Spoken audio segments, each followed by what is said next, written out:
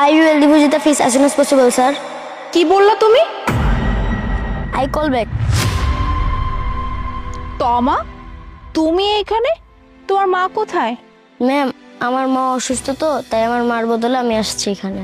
আচ্ছা তমা, তুমি একটু আগে যে ইংলিশে কথা বলছিলে, তুমি কার সাথে কথা বলছিলে? ম্যাম, আমি আমার স্কুলের প্রিন্সিপাল স্যারের সাথে কথা বলতেছিলাম। আসলে এবার স্কুলের বেতনটা দিতে পারিনি তো, তাই।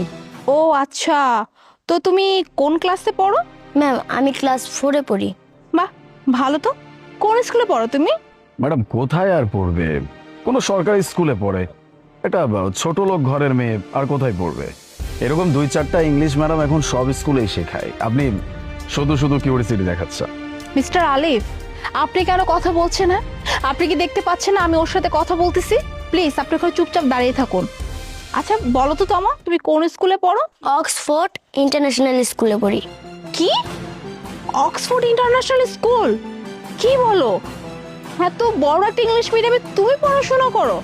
ওইটা তো অনেক বড় একটা স্কুল, আর ওখানে তো খরচা বেশ অনেক বেশি। তুমি ওইখানে কিভাবে পড়ো আমি ঠিক বুঝলাম না। ম্যাম, আমার মা বাবা দুইজনে কাজ করে, আমাকে ওই স্কুলে পড়ায়। আমার মা এখানে কাজ করে, আর আমার বাবা একটা অফিসের দারোয়ানগিরি করে।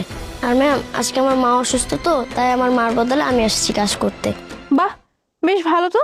ম্যাডাম আপনি এখানে দাঁড়িয়ে দাঁড়িয়ে ওর সাথে কথা বলে শুধু শুধু সময় নষ্ট করছেন, এছাড়া আর কিচ্ছু না।